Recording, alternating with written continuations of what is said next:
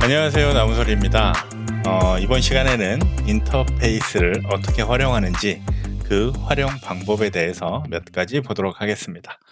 먼저 자바는 상속 구조가 단일 상속의 원칙을 갖고 있기 때문에 당연히 하나의 클래스가 여러 부모 클래스를 가질 수는 없어요. 여기서 생기는 문제가 발생을 하는데요. 이 상속 구조가 다르면, 즉 부모 클래스가 다르면 그 계열이 구분되기 때문에 이들을 대표하게 할 수 없는 그런 제약 사항이 발생하게 됩니다. 무슨 얘기냐면, 이 예를 보시는 게 좀 더 이해가 편할 텐데, 자, 스포츠라는 클래스가 존재하고요. 이 스포츠라는 클래스를 상속하고 있는 사커라는 클래스가 있어요. 그리고 이 사커라는 클래스에는 자, 플레이라는 행위가 있다라고 가정을 하겠습니다. 그리고 기타라는 클래스를 상속하는 베이스 기타가 있고, 이 베이스 기타에도 연주를 의미하는 플레이라는 메소드가 있다라고 가정을 했을 때, 자, 저는 이 베이스 기타와 사커를 묶어서 다형성을 통해서 플레이라는 메소드를 호출하고 싶어요. 다형성을 통해서. 그런데 상속 계열이 다르기 때문에 이 베이스 기타나 사커를 대표하게 할 수 없어요. 어떤 특정 클래스를 만들어 놓고 어떤 클래스를 만들어서 상속하게 만들 수가 없는 거죠. 이때 인터페이스를 이용해서 행위들로 대표하게 할 수 있습니다. 무슨 얘기냐면 사커 클래스도 iBehavior라는 인터페이스를 임플리먼트 하게 하고요. 베이스 기타 또한 이 iBehavior라는 인터페이스를 임플리먼트 하게 합니다. 그리고 이 iBehavior라는 인터페이스로 대표하게 해서 이 플레이란 메소드를 다형성을 통해서 구현할 수 있도록 하는 거죠. 자, 저희가 다형성을 구현할 때에는 세 가지 조건이 맞아야 된다고 말씀을 드렸어요. 첫째, 상속 구조가 되어 있어야 하고요. 상속 구조가 되었다라는 것은 곧 객체 간에 캐스팅이 되어야 하고, 그리고 메소드의 재정의가 되어 있을 때 다형성을 구현할 수 있다라고 말씀을 드렸죠. 그런데 이제 상속이 아니라 인터페이스를 이용해서 인터페이스를 구현하는 것으로 그 인터페이스가 가지고 있는 추상 메소드를 재정의하게끔 해서 다형성을 구현할 수 있습니다. 자, 코드를 보시면 자, iBehavior라는 인터페이스를 정의했어요. 저는 void play라고 했지만 이 앞에 public abstract가 생략돼서 이 play라는 메소드는 추상 메소드라는 것을 이제 여러분들은 아실 거예요. 자, 이렇게 iBehavior라는 인터페이스를 정의를 했고요. 자, soccer 클래스에서 자, 스포츠라는 클래스를 상속하고 있지만 implement iBehavior 했어요. 그러니까 이 iBehavior라는 인터페이스가 갖고 있는 추상 메소드를 재정했고요. 플레이를 재정했습니다. 마찬가지로 지금 제가 이 교재에 같은 클래스가 올라가 있는데 이 부분은 수정을 해야 되겠네요. 자, 베이스 기타가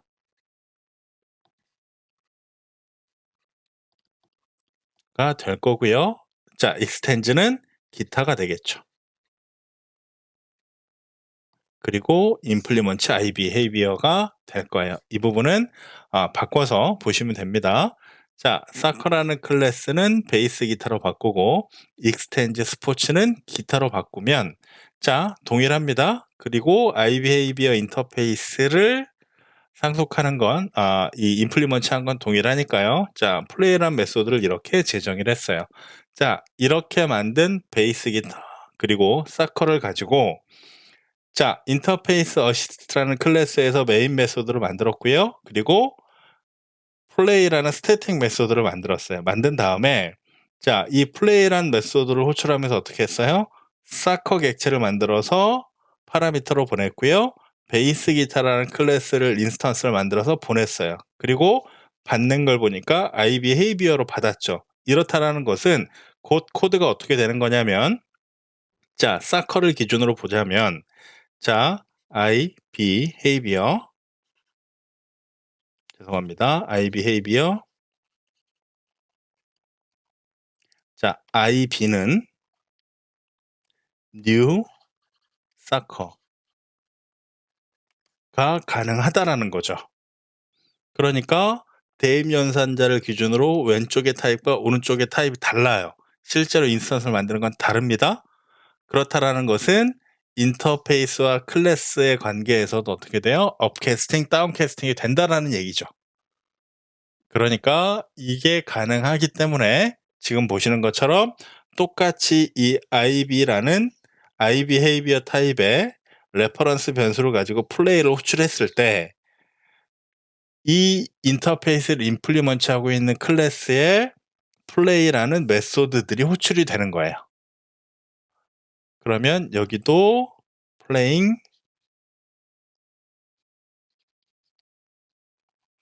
베이스 기타가 되겠죠. 자, 이렇게 되어 있는 거겠죠.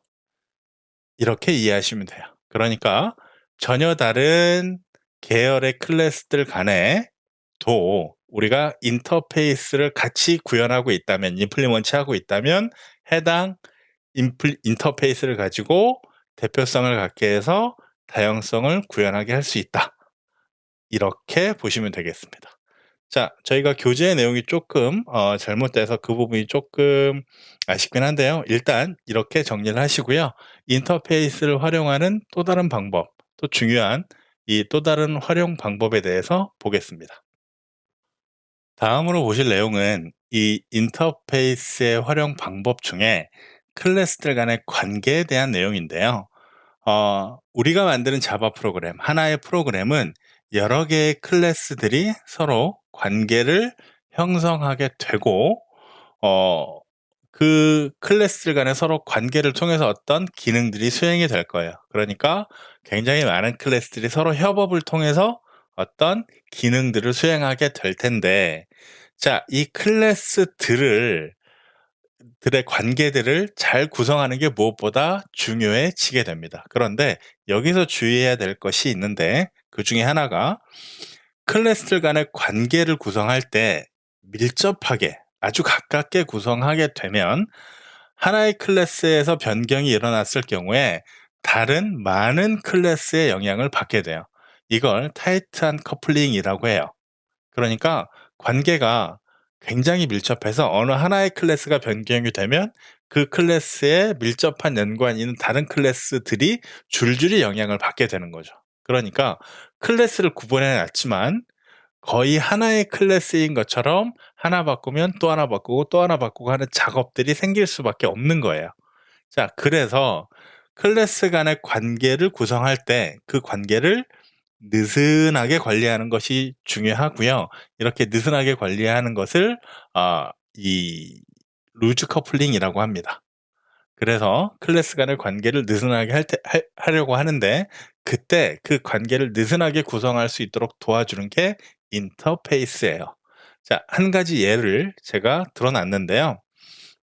이 내용은 저희가 이번 3강을 마무리하면서 트래블 클럽 실습을 할 때 실제로 사용할 코드입니다. 자, 인터페이스를 처음에 없다라고 가정을 할게요. 없다라고 가정을 하고요.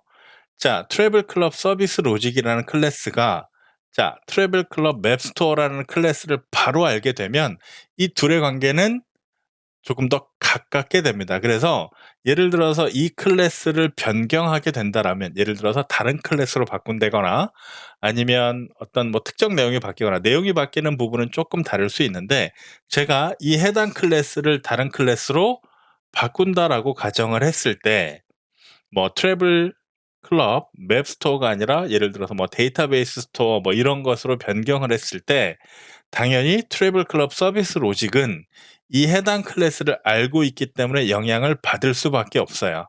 그런데 인터페이스를 사이에 두고 한 스텝을 거쳐서 알게 하는 거죠. 그래서 트래블 클럽 서비스 로직은 알고 있는 것이 클럽 스토어라는 인터페이스 밖에 몰라요. 그리고 이 클럽 스토어를 구현한 클래스는 트래블 클럽 맵 스토어예요. 그래서 이 트래블 클럽 서비스 로직은 이 인터페이스를 통해서만 이 클래스의 메소드를 호출하는 형태로 프로그램을 구성할 수 있습니다. 자, 나중에 저희가 트래블 클럽이라는 이 프로그램을 조금 더 완성시켜 나가면 자, 레이어라는 구분을 하게 될 거예요. 자, 사용자와 만나는 UI 레이어, 그다음에 비즈니스 로직을 담당하는 서비스 레이어, 그리고 이 데이터를 저장하는 스토어 레이어, 이렇게 3 개의 레이어로 나누어서 구성을 할 건데 자, 각각의 역할을 하는 클래스들이 있어요. 예를 들어서 사용자와 만나는 콘솔이라는 클래스가 존재하고, 서비스 로직이라는 클래스가 존재하고, 맵 스토어 혹은 뭐 어레이 스토어라는 이런 클래스가 존재해요. 그러면 서로 관계를 가지고 어떤 작업들을 진행을 할 거예요. 사용자로부터 어떤 입력을 받아서 그걸 서비스 로직에서 어떤 내용들을 처리하고, 그걸 저장하기 위해서 스토어한테 "이거 저장해 주세요."와 같은 작업들을 진행하게 될 텐데, 자, 이때 이렇게 레이어 간에, 자, 이 레이어 간에는 서로 다른 역할을 갖는 클래스들이 존재하는 거예요. 그러면 이 UI 레이어에서는 UI와 관련된 클래스들만 존재하게 될 테고요. 자, 서비스 레이어도 비슷한 작업, 그러니까 이 비즈니스 로직을 담당하는 클래스들이 존재할 거예요.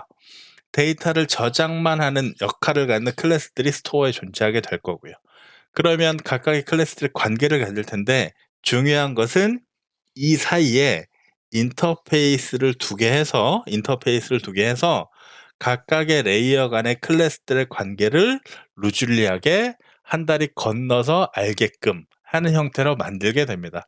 실제로 이 부분은 저희가 직접 코드를 해 봐야 좀 더 명확하게 이해하실 수 있는데, 이후에 나올 내용들, 이게 자주 나올 내용이거든요. 저희가 코드를 하면서 자주 설명드릴 내용이기 때문에 일단 한번 전체적인 내용을 한번 보시는 게 중요하고요. 이런 의미로서 인터페이스를 사용하기도 하고요. 또 하나의 의미가 있습니다. 이거는 그림으로 잠깐 설명을 드리면, 자, 제가 제 어플리케이션을 만들었어요. 자, 자바 어플리케이션을 만들었는데 제가 데이터베이스를 사용을 합니다. 그런데 기존의 데이터베이스라는 것은 데이터를 저장할 수 있도록 해 주는 시스템인데, 데이터베이스는 여러 종류가 있어요. 오라클 데이터베이스도 있고요. MySQL이라는 데이터베이스도 있고요. 뭐 마리아DB, 뭐 기타 등등 다양한 저장 매체들이 존재합니다. 자, 처음 어플리케이션을 만들 때 이 데이터베이스에 접근해서 데이터들을 막 저장을 했어요.